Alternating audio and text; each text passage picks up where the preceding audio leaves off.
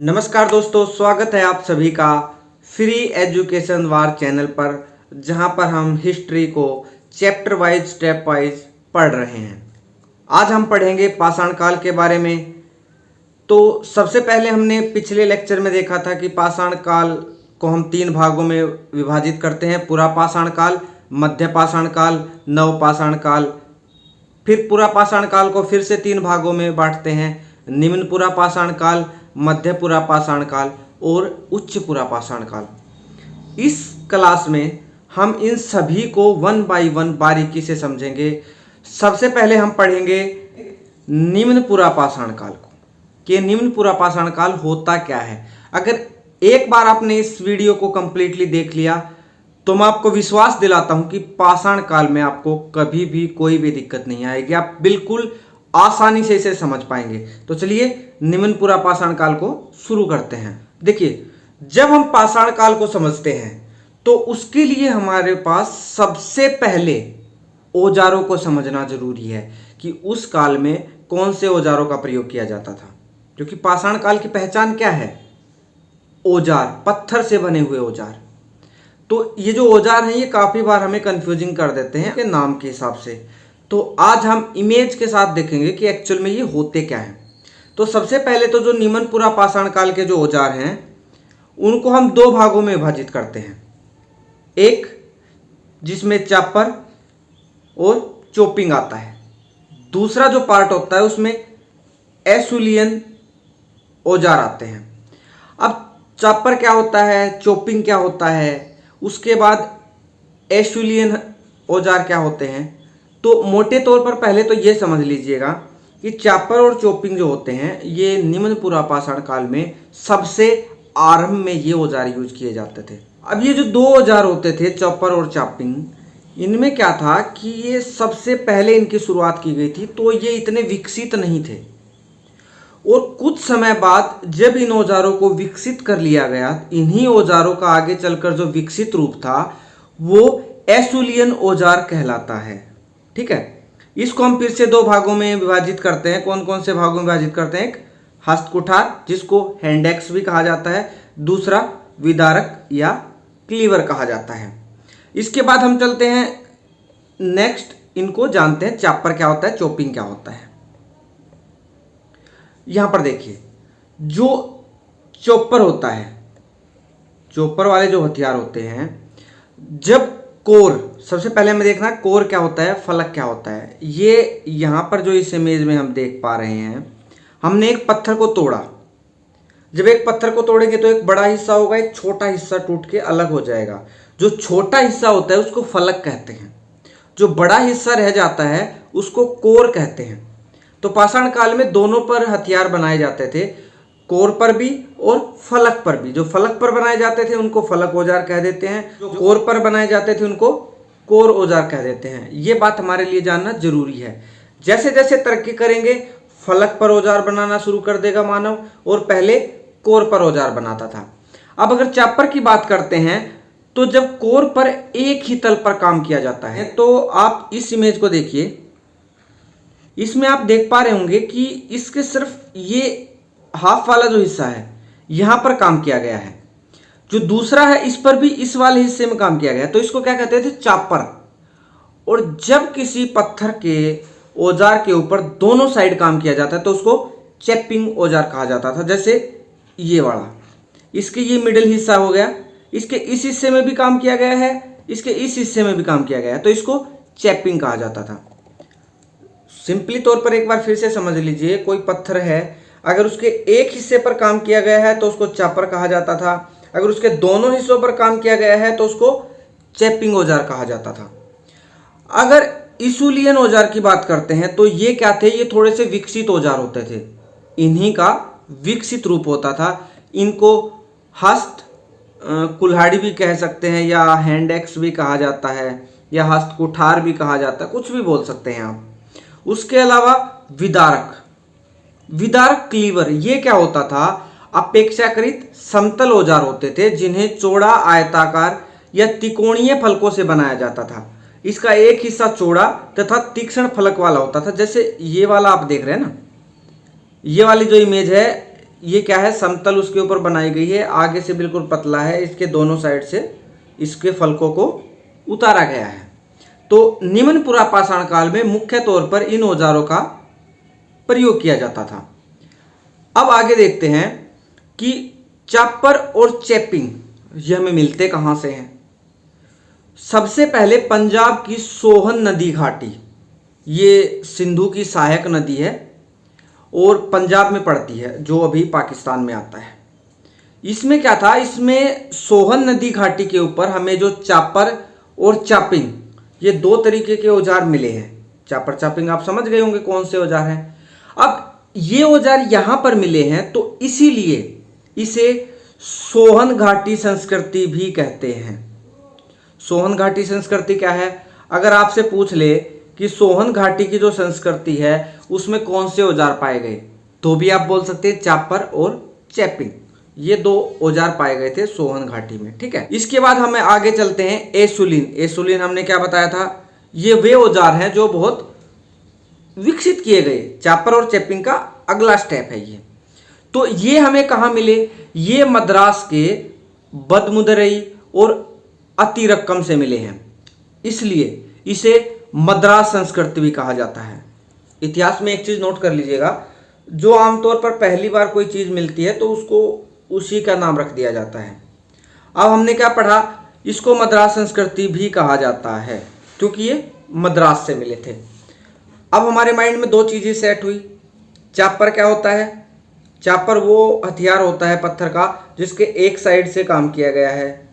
चैपिंग क्या होता है, जिसके दोनों साइड से काम किया गया है। उसके अलावा इनको जब विकसित रूप थोड़ा हमारे सामने आया तो उसको इसूलियन औजार कहा गया, जो थोड़े से विकसित रूप में हमारे सामने आए।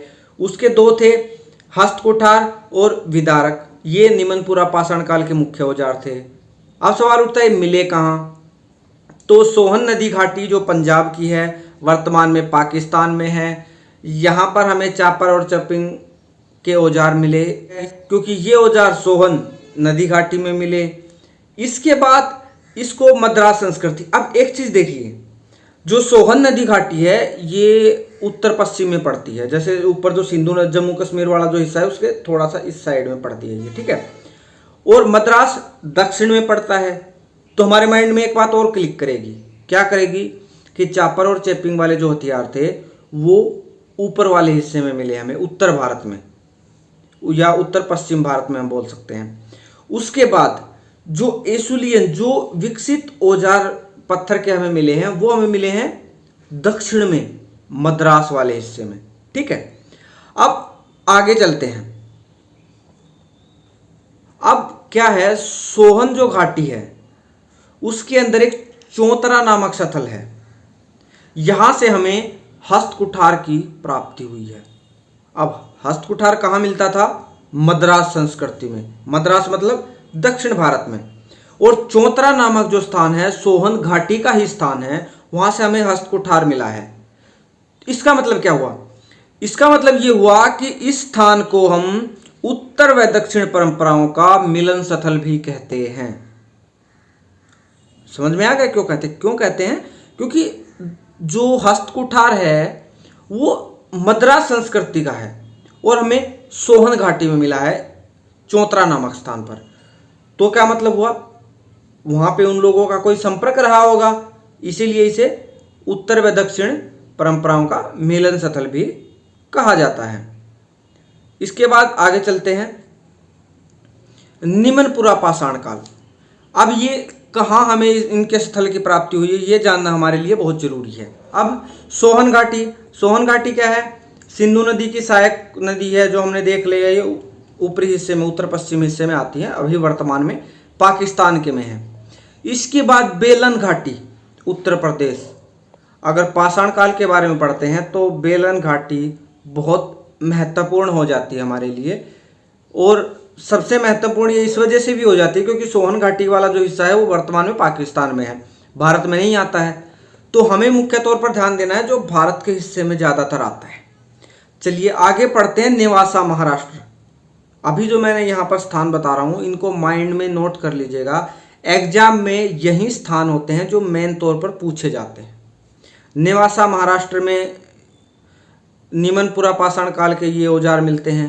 भीमबेटिका, भीमबेटिका बहुत ही इम्पोर्टेंट है हमारे लिए, क्योंकि यहाँ पे आगे चल के निमनपुरा पाषाण काल, मध्यपुरा पाषाण काल, नवपुरा पाषाण काल सभी के यहाँ पर हमें साक्ष्य मिलते हैं। और इसके अलावा यहाँ पर हमें चित्रकला भी, शैल जो चित्र बनाए जाते हैं वो भी हमें यहाँ पर देखने को मिलेंगे। उसके बाद एमपी में है ये, मध्य प्रदेश में मद्रास संस्कृति। मद्रास संस्कृति कौन सा बताया था, जो मद्रास के अंदर जो हमें औजार मिले थे, तो ये मद्रास संस्कृति के क्षेत्र में ये औजार पाए जाते हैं। ईसामपुर, ईसामपुर को नोट कर लीजिएगा, बहुत महत्वपूर्ण है क्योंकि पाषाणकालीन औजार बनाने का यह मुख्य केंद्र रहा है, कर्नाटक में पड़ता है। उसके बाद ये हमारे लिए नोट करने की बात है कि भारतीय उपमहाद्वीप के लगभग सभी भागों से निम्न पाषाणकालीन औजारों की प्राप्ति हुई है, लेकिन गंगा और सिंधु मैदान में इनकी ना के बराबर प्राप्ति हुई है। अब जब सिंधु और गंगा के मैदान में ना के बराबर इनकी प्राप्ति हुई है, तो ये क्वेश्चन और भी इंपॉर्टेंट आ जाता है कि उत्तर प्रदेश का कालपी, इसका अपवाद है, उत्तर प्रदेश के कालपी के अंदर हमें निमनपुरा पाषाण काल के औजार मिलते हैं। तो इन स्थलों को बहुत अच्छे से याद रखना है क्योंकि एग्जाम में इससे क्वेश्चन पूछे जाते हैं। जो क्वार्जाइट जो पत्थर आप देखते हैं, ये आप देख सकते हैं हल्के भूरे रंग के, काले रंग के, इस तरीके के पत्थरों से मुख्य तौर पर निमनपुरा पाषाण काल के औजार बने होते थे। अब निमनपुरा पाषाण काल को पढ़ने के बाद हम मध्यपुरा पाषाण काल पढ़ते हैं। अब मध्यपुरा पाषाण काल में सबसे पहले पॉइंट क्या आता है, सबसे पहले पॉइंट यही आता है कि ये फलक संस्कृति है। अब फलक संस्कृति इसको क्यों कहते हैं, क्योंकि पहले बताया था एक पत्थर है, उसको तोड़ते हैं, छोटा हिस्सा जो होता है वो फलक होता है, और उस छोटे हिस्से पर औजार बनाने का काम शुरू कर दिया था। इस वजह से इसको क्या कहते हैं, मध्यपुरा पाषाण काल को फलक संस्कृति भी कहा जाता है। इसके बाद मध्यपुरा पाषाण काल के जो मुख्य औजारों पर बात करते हैं, तो उसमें क्या है, एक तो खुरचनी और एक पॉइंट, ये इस संस्कृति के मुख्य औजार हैं। जैसे पिछले वाले में चापर चैपिंग था, उसके अलावा हस्त कुठार था, तो इसमें क्या है, खुरचनी और वेधक। तो खुरचनी क्या होती है, खुरचनी में हमें क्या देखना है, जैसे देखो कोई दराती होती है, जैसे ये एक दराती है, ठीक है। अब इसमें क्या है, ऐसे ऐसे कुछ से निकाल दिए जाते हैं, ठीक है।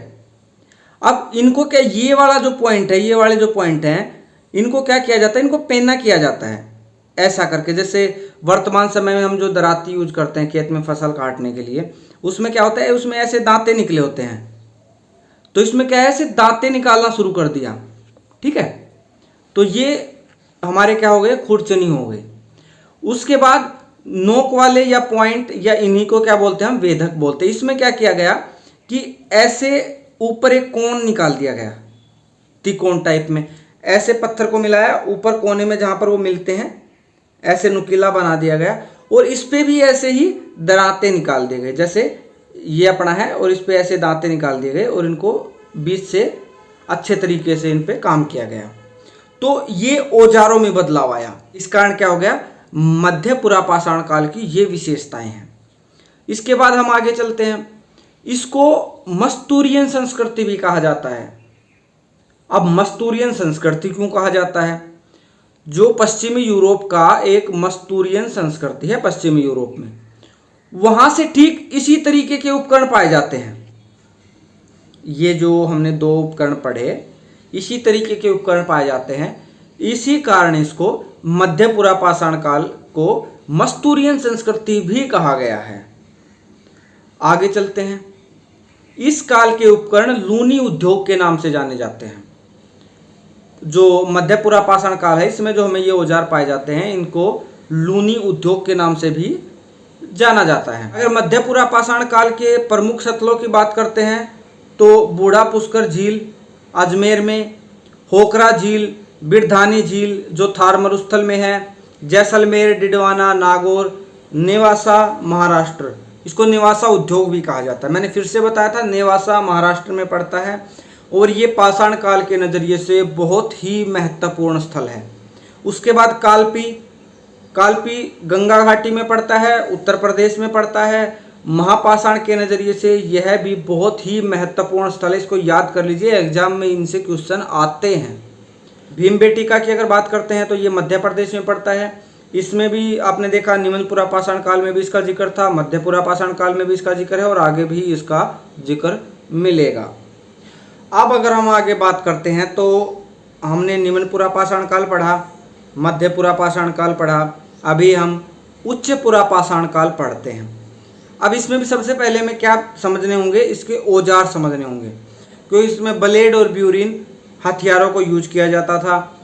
फलक तक्षणी संस्कृति क्यों कहा जाता है, क्योंकि फलक पर बनी हुई तक्षणी हथियार इसमें या औजार इसमें प्रयोग किए जाते थे। इसको चाकू संस्कृति भी कहा जाता है। चाकू संस्कृति भी क्यों कहा जाता है, क्योंकि जो ब्लेड बने हुए थे फलक के ऊपर, इनको देखिए आप, इसमें चाकू की आकृति नजर आएगी। इसमें क्या था, चौड़ाई से लंबाई इन औजारों की अधिक होती थी। ठीक है, तो ये आप देख सकते हैं एक बार किस तरीके के औजार थे जो उच्चपुरा पाषाण काल में प्रयोग किए जाते थे। और अगर हम आगे चलते हैं तो इस काल की जो विशेषता है, मुख्य विशेषता इसमें क्या थी कि हड्डी से निर्मित उपकरण, अलंकृत छड़ें, मत्स्य भाले, नोकदार सुइयां इस काल में हमें मिली हैं। इसके अलावा बेलन घाटी, बेलन घाटी कहाँ पड़ता है, उत्तर प्रदेश में। उत्तर प्रदेश के लोहदान नाला से विश्व की प्राचीनतम अस्थि निर्मित मातृदेव की मूर्ति मिलती है। मातृदेवी की मूर्ति का आगे आप देखेंगे, ये हमें आगे के कालों में मिलती चली जाएगी। मातृदेवी की जो मूर्ति है, इसको कुछ लोग देवी भी मानते हैं। इसके अलग अलग विद्वानों ने अलग अलग मत प्रस्तुत किए हैं, लेकिन आप मान सकते हैं कि मातृदेवी की मूर्ति हमें यहाँ से मिलती है। उसके बाद हम आगे चलते हैं कि पाटने, ये बहुत महत्वपूर्ण क्वेश्चन है, आप याद कर लीजिएगा, उच्चपुरा पाषाण काल का। पाटने कहाँ पड़ता है, महाराष्ट्र में पड़ता है। यहाँ से शुतुरमुर्ग के अंडे के छिलके पर मानव निर्मित चित्रकला का अवशेष मिला है। कितना महत्वपूर्ण हो जाता है कि हमें मिलता है कि शुतुरमुर्ग के अंडे पर एक चित्रकला की गई है। इससे हमें ये भी पता चलता है कि इस काल में चित्रकला भी की जाती थी।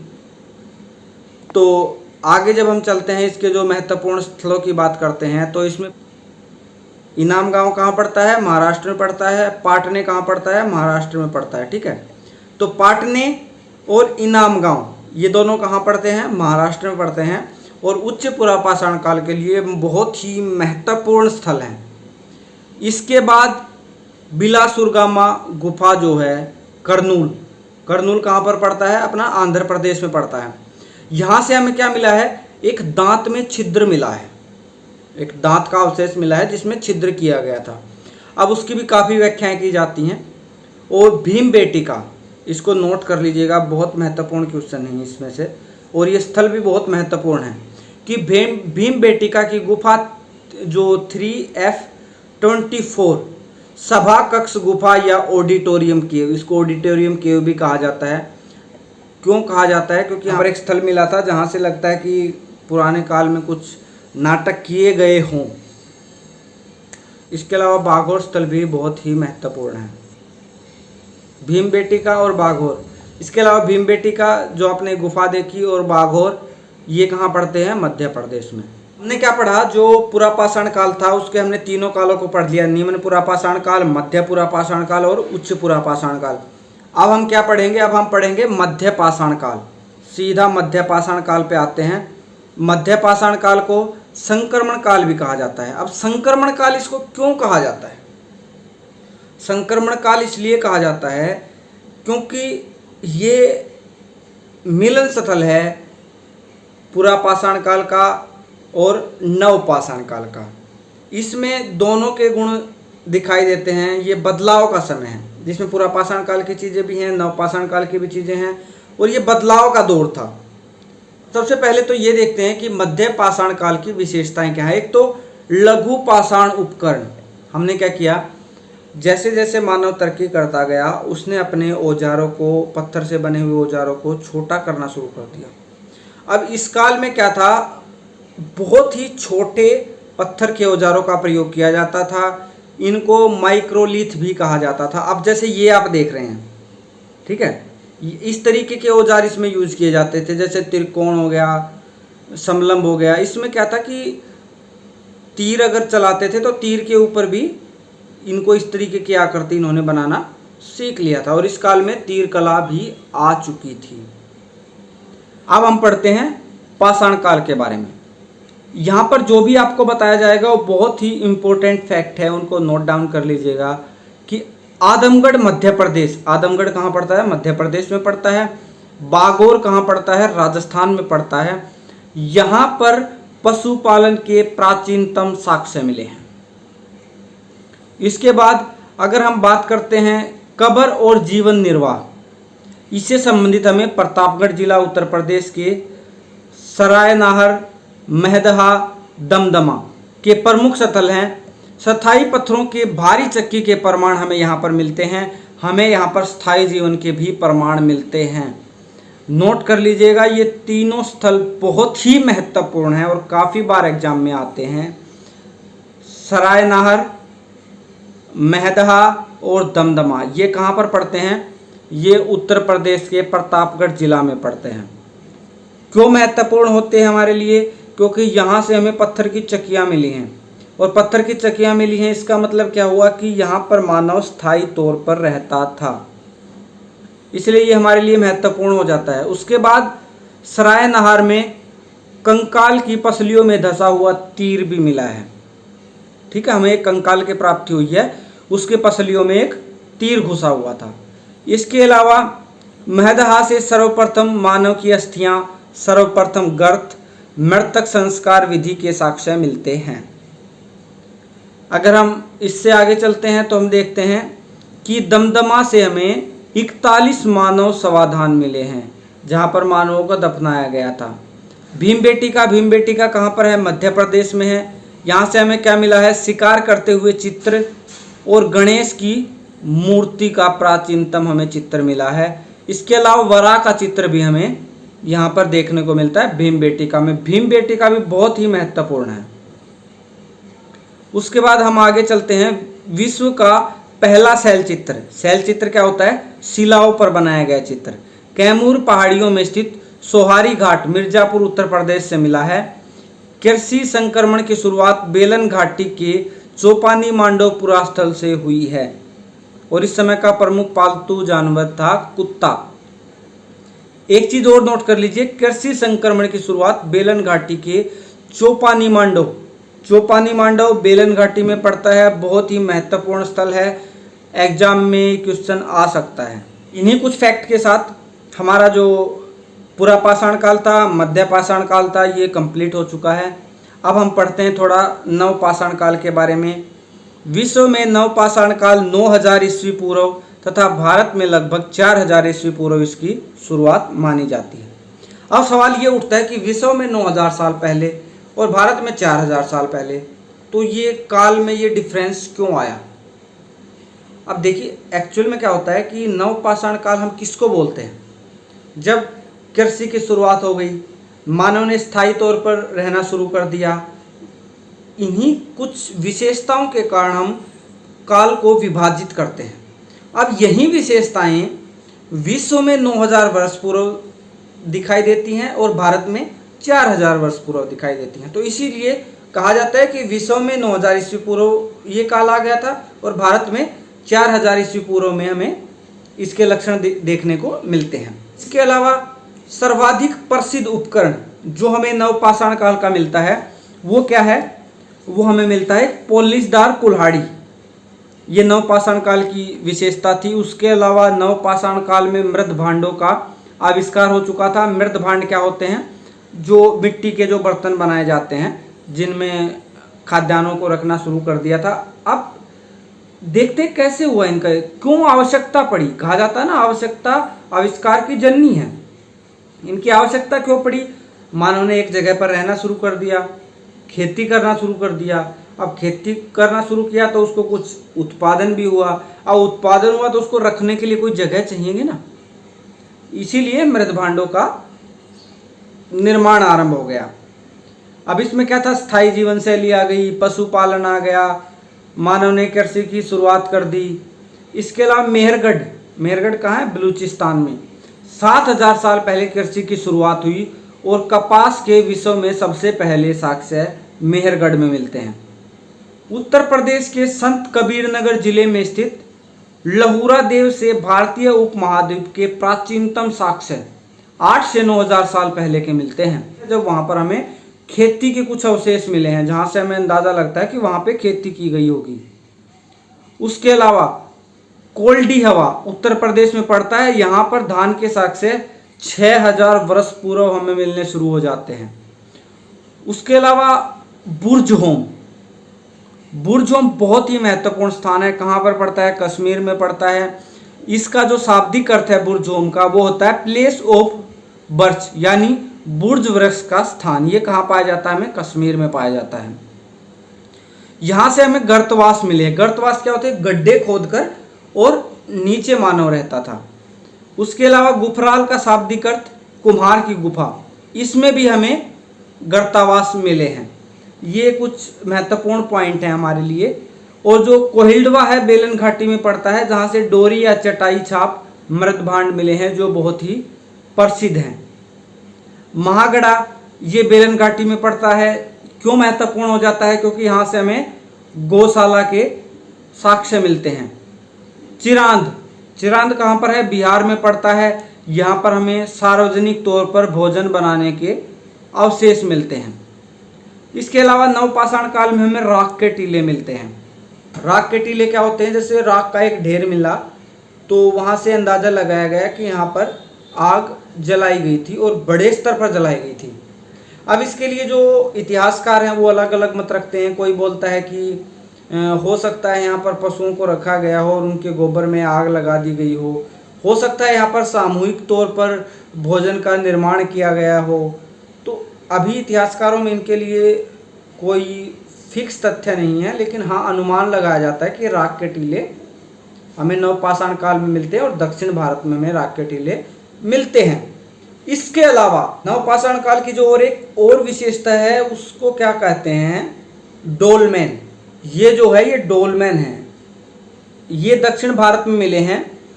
इसके अलावा इनको क्या कहा जाता है? महापाषाणीय समाधि। यहाँ पर क्या होता था? समाधि बनाई जाती थी और नवपाषाण काल में ये मुख्य तौर पर उसकी विशेषता है। ये दक्षिण भारत में बनाई जाती थी। इनको महापाषाणीय संस्कृति भी कहा जाता है। आज के लिए इतना ही। अगर आपको हमारा ये वीडियो पसंद आया तो इसे लाइक एंड शेयर ज़रूर कीजिएगा तथा हमारे चैनल को सब्सक्राइब करना ना भूलिएगा। यहाँ पर हम कंप्लीट इतिहास का अध्ययन करेंगे, बिल्कुल स्टेप वाइज चैप्टर वाइज करेंगे। जल्द मिलते हैं, तब तक के लिए नमस्कार।